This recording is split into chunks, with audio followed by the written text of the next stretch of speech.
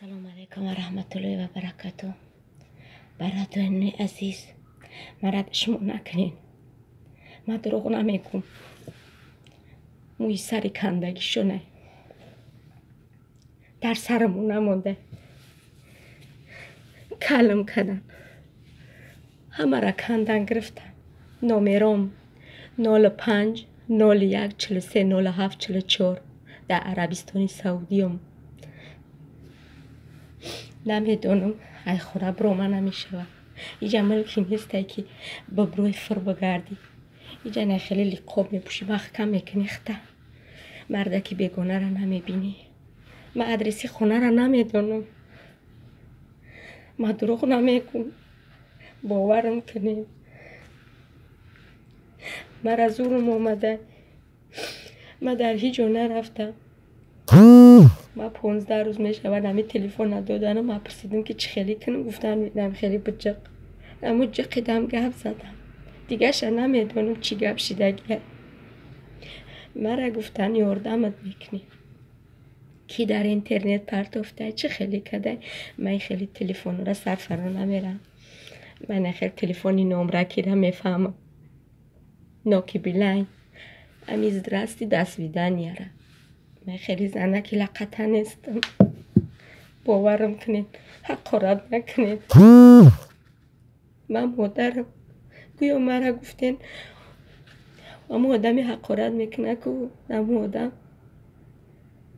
پدر و مادری خودشه به فکرم که حقارت میکنه. و آدم ها مخته. فکر کنی پگه پادر مادر میشین. نزدری کسا نمیزنم درته. روزش میشه و فرزندت هم نمیگه تا درس خواند هم میگه. فهمیدی؟ حقارت نکنین. خی کسی خوبی کنه بدی کنه به خود کنه.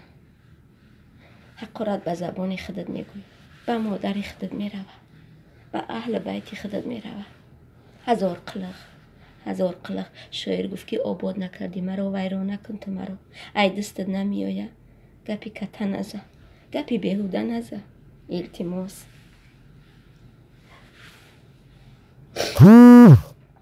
عذاب دارم زورم. ما به فریب اومدم. ما 400 دلار خانه 3555 سوم روی میکنم. مرا گفتن 600 دلار اویلکته. مرا گفتن 3 ماه پس میگه دکات خبر میگیری. مرا به فریب روی کرد.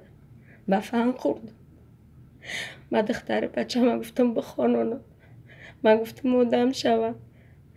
من روزی پستی من فکر کنم. ای گپ نگی. ای سخنه نزنی.